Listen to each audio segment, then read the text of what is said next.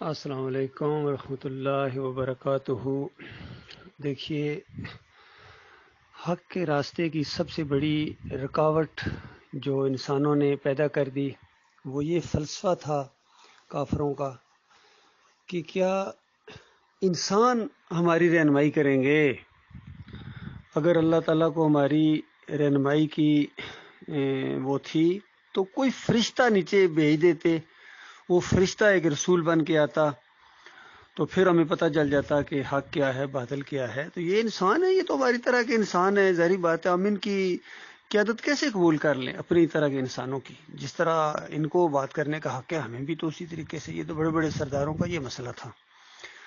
اللہ تعالیٰ نے اس کا جواب یہ دیا کہ دیکھو، اگر زمین کے اوپر فرشتے رہ رہے ہوتے، فرشتوں کی طرف کوئی شریعت بھیجنی ہوتی تو پھر ان کے لیے رسول بھی فرشتہ بن کے آتا۔ تو اگر انسانوں کی رہنمائی کے لیے مثال، ان کے لیے نمونہ ایک فرشتہ بنا کر بھیج دیا جاتا تو پھر انسانوں کا یہ اعتراض بجا ہوتا کہ ہم فرشتوں کی طرح کیسے ہو سکتے ہیں، نہ وہ کھاتے ہیں نہ پیتے ہیں نہ ان کو دوسری ضرورتیں ہیں، ہمارے ساتھ تو پیٹ بھی لگا ہوا ہے اور ان کے ساتھ تو وہ ہے نہیں، تو ہم کس طرح ان کی طرح ہو جائیں؟ تو وہ اس وقت اعتراض بجا ہوتا۔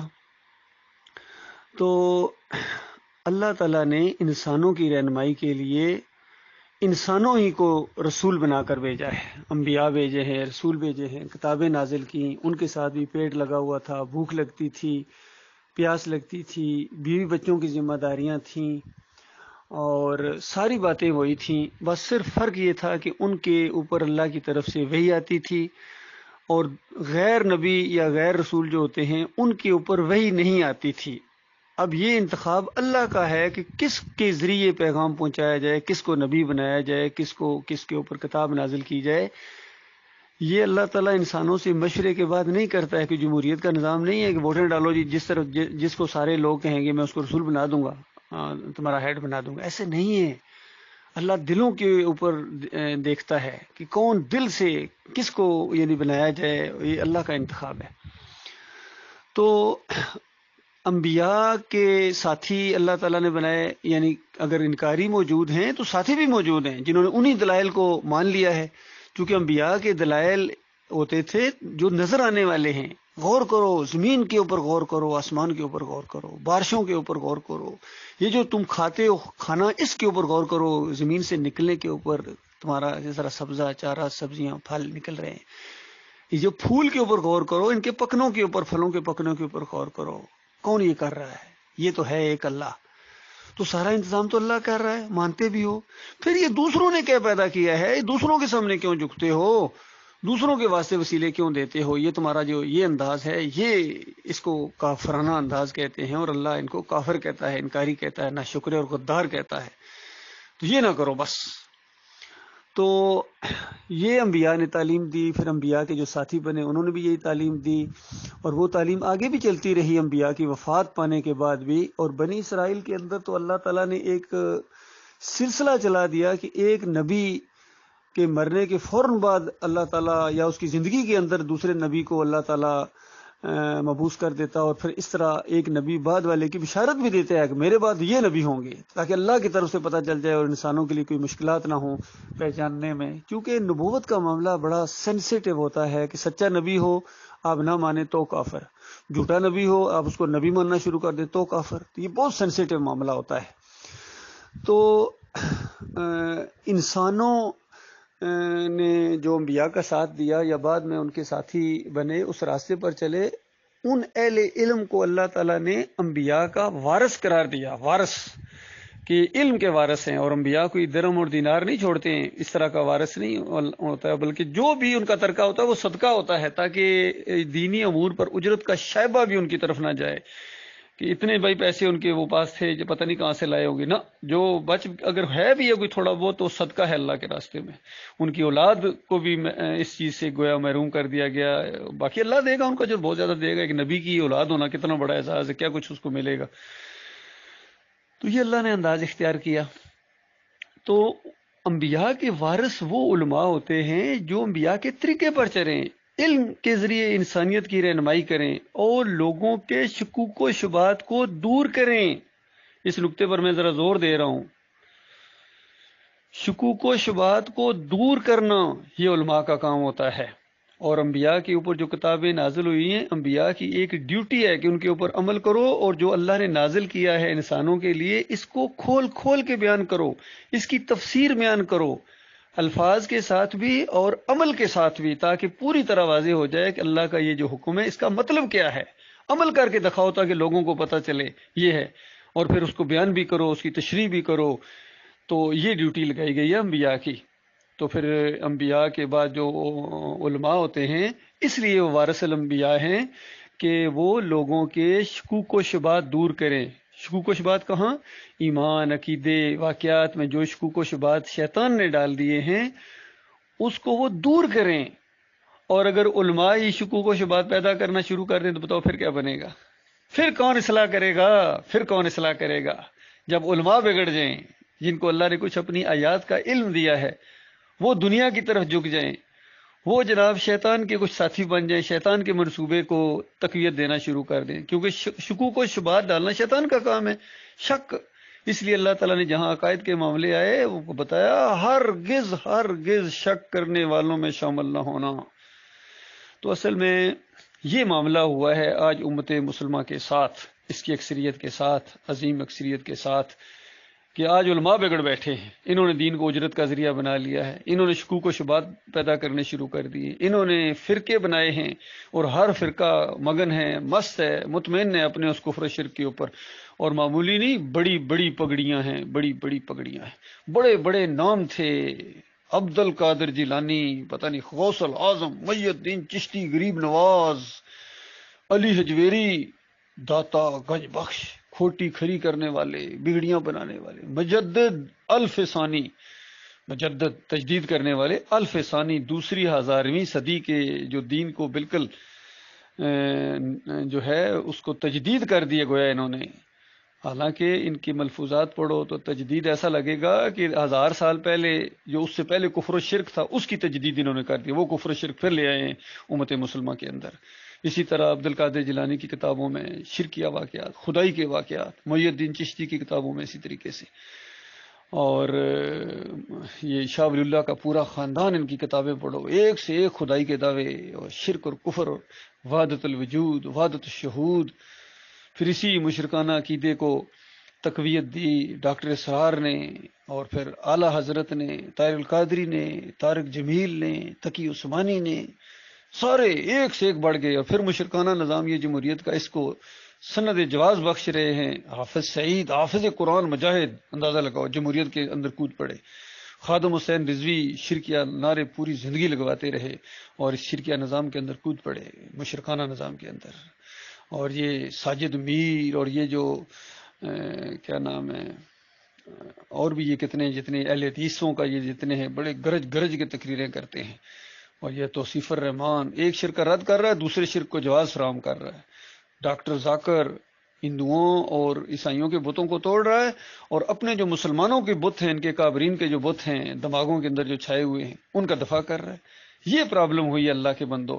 اس ماحول کے اندر اللہ تعالیٰ نے اپنے ایک بندے کو اٹھایا، ڈاکٹر مسعود الدین عثمانی رحمۃ اللہ علیہ۔ انہوں نے کسی چھوٹے اور بڑے کا لحاظ کیے بغیر، بالکل جس طرح ڈاکٹر بیماری کی وہ بالکل جڑ کو پکڑ لیتا ہے، اس اللہ کے بندے نے اس بیماری کی جڑ کو پکڑ لیا کہ یہ ہے امت مسلمہ شرک کی وجہ سے ماری جا رہی ہے، اور شرک پھیلایا ان کے بڑوں نے، جن کی آج تعریفیں ہو رہی ہیں، اور جن کو غوث اور غوث الاعظم کے القاب دے دیے گئے۔ بتائیے ان کے ساتھ ٹکر لینا کوئی معمولی کام تھا؟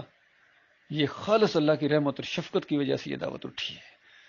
تو یہ عالم دین ہوتے ہیں، یہ ہے انسانوں کے ذریعے اللہ تعالیٰ نے یہ کام لیا، انسانوں کے ذریعے، چاہے انبیاء کے ذریعے چاہے غیر انبیاء کے ذریعے، اللہ تعالیٰ بڑی قدرت والا ہے۔ غیر نبی کے ذریعے اللہ تعالیٰ نے وہ کام لے لیا ہے۔ یہ ان بہت شیطان کو تکلیف ہوئی ہے، کس طرح اس اللہ کے بندے نے یہ جو گرد ڈال دی تھی قرآن اور حدیث کے اوپر، عقائد کے اوپر خاص کر، صرف عقیدے کی جنگ چھیڑی اس اللہ کے بندے نے، اور فروعی معاملات کو وہ چھیڑتے ہی نہیں تھے کہ ادھر ابھی وہ بات کی باتیں ہیں، کبھی وہ وقت آ گیا، لیکن پہلے تو عقیدہ بگڑا ہوا ہے، عقیدے کے اندر شرک ہے، کسی معاملے کو وہ نہیں چھیڑتے تھے، نہ چھیڑنے دیتے تھے۔ یہ معاملہ ہے، توحید کا معاملہ ہے، شرک کا معاملہ ہے۔ شاہ ولی اللہ صاحب کہتے ہیں میرے والد صاحب نے گھوڑے کی عمر کسی کی مرید کی بیوی کو لگا دی، بیوی کی عمر گھوڑے کو لگا دی، بتاؤ، زندے کو مردہ کر دیا، مردے کو پھر زندہ کر دیا۔ یہ دعوے ہیں، اور آپ کہتے ہیں انہوں نے دین کی خدمت کی ہے۔ یہ اگر نہ ہوتے تو بر صغیر میں دین نہ آتا. یہ کہہ رہے ہو؟ ہم کہہ رہے ہیں یہ نہ آتے تو یہ شرک نہ آتا. یہ ہے اصل مسئلہ. تو اس اللہ کے بندے نے شرک کے دروازے بند کیے ہیں، اور شکوک و شبہات جو دماغوں کے اندر تھے نا، چاہے جس بھی عقیدے کے حوالے سے کہ کیا نبی علیہ السلام غیب جانتے، کیا پتہ تھوڑا سا جانتے ہی ہو، کیا پتہ جناب قبر میں تھوڑی سی زندگی باقی ہو. اس طرح کے جو شکوک و شبہات تھے اس کے اوپر قرآن و حدیث کی سٹمپیں لگائی ہیں اس اللہ کے بندے نے کہ اللہ کے بندو یہ ہے قرآن اور یہ ہے حدیث اور یہ ہے تمہارے اکابرین کے عقیدے. پجواتے رہے اس قبر کو، صدیوں بیت گئی ہیں، باپ دادا کو جہنم کا ایندھن بنا دیا. ظالمو تم مجرمو. اصل اس انداز سے انہوں نے آنکھوں میں آنکھیں ڈال کے، صحیح معنوں میں عالم دین تھے، مجاہد تھے اور آرمی افسر بھی تھے اور دنیاوی علوم کے ماہر تھے، یاد رکھیے. اس لیے اللہ تعالیٰ نے ایسے بندے کو چھانٹا ہے اور پھر اس نے اس کا حق ادا کرنے کی کوشش کی، اللہ کا بندہ بننے کی کوشش کی ہے اور ایک جماعت پیچھے چھوڑی ہے. اور اس کے بعد شیطان کا پھر وہی وار ہوا. پھر جو علماء تھے انہوں نے بگاڑا. دیکھیے عالم کے ذریعے اصلاح بھی ہوتی ہے اور جو بگاڑ آتا ہے وہ بھی علمائی کے ذریعے آتا ہے. کچھ علماء اکرام ہوتے ہیں، کچھ علماء سو ہوتے ہیں. عام طور پر لوگوں کے منہ سے یہ نکل علماء اکرام والے وہ ہیں عزت والے. اکرام کہتے ہیں عزت کو، بہت بڑی عزت والے علماء وہ ہیں، اور وارث الانبیاء وہ ہیں جن کا عقیدہ صحیح ہے، جو اللہ سے ڈرنے والے ہیں، جو دین کو اجرت کا ذریعہ نہیں بناتے ہیں. یہ ہیں علماء اکرام. اور جو دین کے اوپر اجرت لیں، نماز پڑھانے کے پیسے، امامت کے، اذان دینے کے پیسے، مدرسوں میں قرآن کی قرأت سکھائیں اور کہیں گے ٹیوشن ہے. اس کے بعد کسی کو بریلوی بنا دیا، دیوبندی بنا دیا، اہل حدیث بنا دیا، سلفی بنا دیا، کفر و شرک پھیلا دیا. تو یہ علماء اکرام نہیں، یہ علماء سو ہیں. ان سے جہاد کرنا ہے. یہ ان کے مدرسے، یہ شرک اور کفر کی فیکٹریاں ہیں اللہ کے بندوں. یہ شرک اور کفر کے یہاں سے یہ تیار ہوتے ہیں اور اسی کے راستے میں ان کی موتیں آتی ہیں. پوری زندگی اس دائرے کے اندر بند رہتے ہیں. اللہ ماشاء اللہ کوئی کروڑوں میں کوئی ایک ہو جس کو کوئی احساس ہو جائے اور وہ اس دائرے سے نکل آئے اللہ کی توفیق سے، ورنہ پوری زندگی یہ اس دائرے کے اندر بند رہتے ہیں. بریلوی مدرسے کا جو نکلا ہوا مولوی ہے پوری زندگی بریلویت پھیلائے گا، وہ قرآن و حدیث کی تعلیم نہیں دے گا. قرآن و حدیث اگر پیش کرے گا اس کی مجبوری ہے. جس طرح پلستر کرنے کے لیے سیمنٹ بیچ میں ڈالنا پڑتا ہے، خالص ریت کا پلستر کبھی ہو ہی نہیں سکتا ہے. جھوٹ اکیلا چل ہی نہیں سکتا جب تک بیچ میں سچ بھی نہ ملایا جائے. زہر اکیلا کھایا ہی نہیں جا سکتا جب تک مٹھائی نہ بیچ میں ملائی جائے. یہ ہوتا ہے. تو انہوں نے شکوک و شبہات پیدا کر دیے علماء نے. تو اصل میں اس وجہ سے جب کوئی ہمارے اہل علم ساتھی اس طرح کی باتیں کرتے ہیں تو پھر ذرا دکھ بھی ہوتا ہے، افسوس بھی ہوتا ہے کہ دیکھو آپ کو اللہ نے علم دیا ہے شکوک و شبہات دور کرنے کے لیے، آپ شکوک و شبہات پیدا کروا رہے ہیں لوگوں کے. اور پھر ایسے طریقے سے اگر کوئی ایسی چیز ہو بھی جو خود آپ نے سمجھنی ہے تو اس کا طریقہ یہ ہوتا ہے پرسنل میں اپنے بھائیوں کے ساتھ رابطہ پہلے کریں، ڈسکس کر لیں سارے معاملات، اس کے بعد گروپ میں ڈالیں.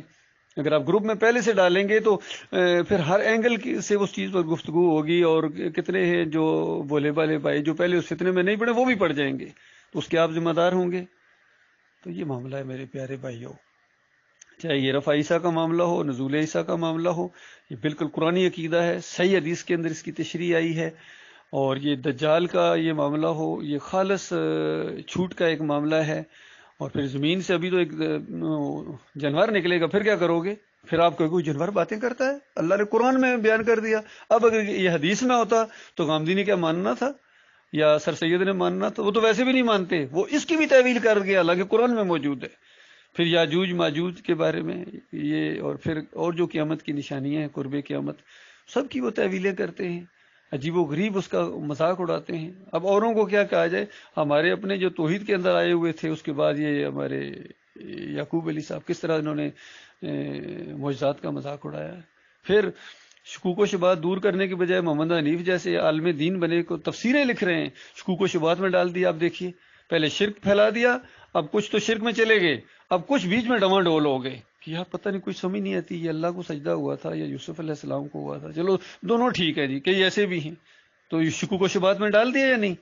اس اللہ کے بندے ڈاکٹر عثمانی رحمۃ اللہ علیہ نے یہ شکوک و شبہات دور کر دیے تھے کہ خبردار یہ بات نہ کہنا یہ سجدہ اللہ کو ہوا ہے. شکر کے دیکھیں ایک لفظ کے اوپر اللہ کے اس بندے عالم دین نے یہ پورا کنسیپٹ کلیئر کر دیا ہے کہ ان رحمتوں اور برکتوں کی وجہ سے وجوہات بتا دی جو اس خاندان پر اللہ نے کی تھی. شکر گزاری کے طور پر وہ سارا خاندان اللہ کے سامنے سجدہ ریز ہو گیا.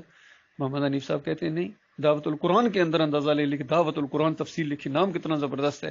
گویا پورے قرآن کی دعوت ان کے نزدیک یہ ہے کہ نیک لوگوں کے سامنے سجدہ کر دیا جائے. یوسف علیہ السلام کے سامنے پورا خاندان سجدہ ریز ہو گیا. 100 نمبر آیت کی تشریح انہوں نے مشرکانہ تفسیر کر دی. اور لیا کس سے؟ ابن کثیر سے یا اور دوسرے مشرکین سے، جہاں بھی مشرک مفسرین کے ہیں. یہ ان کا احسان ہے، دوا لائے ہیں، زہر ملا کے لائے ہیں. تو اس طریقے سے جتنے دوسرے مولوی تھے ان کے ساتھ، چاہے وہ قاری خلیل الرحمان ہوں، منور سلطان ہوں اور عتیق الرحمان ہوں، انہوں نے اسی کا ساتھ دیا ہے. پھر اختر بیگ ابھی ڈگری لے کے آئے مقابلہ کرنے کے لیے. قرآن و حدیث کی جو خالص دعوت تھی، مومنوں نے جو اس کو آگے بڑھا رہے ہیں ان کے اوپر یہ فتوے لگاتے ہیں. اندازہ لگائیے، یہ ڈگری لے کے مومنوں کے اوپر فتوے چڑھائی کرتے ہیں. ان کو کفر و شرک کے خلاف لڑنے کا چونکہ نہ ہمت ہے نہ جرت ہے ان کے اندر، بس یہ اسٹیجوں کے دنی، اسٹیجوں کے اوپر. پھر ایک اور مناظر باز سامنے آج کل آ رہا ہے، جس کا نام فیاض محمود ہے، وہ بھی اسی طریقے سے مومنوں کا دشمن ہے. اس دعوت کے اوپر جو اصلی حالت میں قائم ہے ان کا یہ دشمن ہے، اور ان کے خلاف پروپیگنڈے کرنا، ان کے سارا معاملہ کرنا، یہ ان کا اب کھیل رہ گیا، کھیل تماشا انہوں نے دین کو بنا دیا ہے. تو اللہ کے بندو، اس سارے شیطان کے کھیل کو وار کو سمجھنے کی کوشش کرو. اور یہ جو گروپ ہے اس کو یعنی توحید کو پھیلانے کا ذریعہ اور شرک کے خلاف آواز اٹھانے کا ذریعہ پہنچے، جہاں جہاں تک یہ آوازیں پہنچے مل کے. اور یہ جدید ٹیکنالوجی ہے، اس میں دیکھیے واٹس ایپ ہے، ٹویٹر ہے، انسٹاگرام ہے، ٹیلی گرام ہے اور یوٹیوب ہے، فیس بک ہے. اس کے اندر اتنی دعوت پھیل رہی ہے. اور ابھی آپ نے اس گروپ کے اندر دیکھ لیا کہ اس کے کس طرح مخالفت کر رہے ہیں، کس طرح مذاق اڑا رہے ہیں. کوئی بات نہیں، چند دنوں کا معاملہ ہے، چند دنوں کی یہ بات ہے. ایک ایک چیز کا اللہ تعالی ہمیں اجر دے گا، اور ان کی ایک ایک چیز کی گرفت ہونے والی ہے. ایک ایک ان کے ارادے کیا ہیں. یہ تو وہ چیزیں جو ظاہر کر دیتے ہیں، ان کے اندر جو ہول اٹھ رہے ہیں، جو حکیں اٹھ رہی ہیں، جو ان کو آگ لگی ان کی کلیجے کو اس دعوت کو بڑھتے ہوئے دیکھتے ہوئے. اور ایسوں کو لیے کہا گیا کہ ان کو بتاؤ کہ ایک اور آگ بھی ہے، اس کا بھی ذرا ذکر ہو جائے. ایک اور آگ ہے جو کلیجوں تک چڑھے گی، اور اللہ تعالیٰ نے ایسے لوگوں کے لیے وہ تیار کر کے رکھی ہے. پھر جب چیخیں گے تو کہا جائے گا کہ ابھی یہ چیخو پکار، کچھ یاد تو کرو پرانی باتیں جو کچھ میرے بندے تھے اس طرح توحید کی دعوت اور رد شرک کرتے تھے اور کفر و شرک کے اوپر چوٹ مارتے تھے. تم نے ان کا مذاق بنا لیا تھا. تم نے کہا تھا کہ وہ اپنے جناب اپنا وہ ایڈورٹائزمنٹ کر رہے ہیں، اپنے جناب ماڈلنگ کر رہے ہیں، اس طرح کی بات، کیا کیا القاب جو تمہارے دماغ کے اندر نہیں آتے تھے. باقی ان کی نیت اللہ جانتا ہے، کس نیت کے ساتھ انہوں نے معاملہ کیا ہے. خیر یہ کام ہے اور اللہ تعالیٰ خوب جانتا ہے. باقی اگر کسی کی نیت ٹھیک نہیں ہے تو اللہ تعالیٰ کے ہاں تو وہ پکڑا جائے گا. یہ معاملہ تو وہاں ہونا ہے. اللہ تعالیٰ غور و فکر کرنے کی توفیق عطا فرمائے.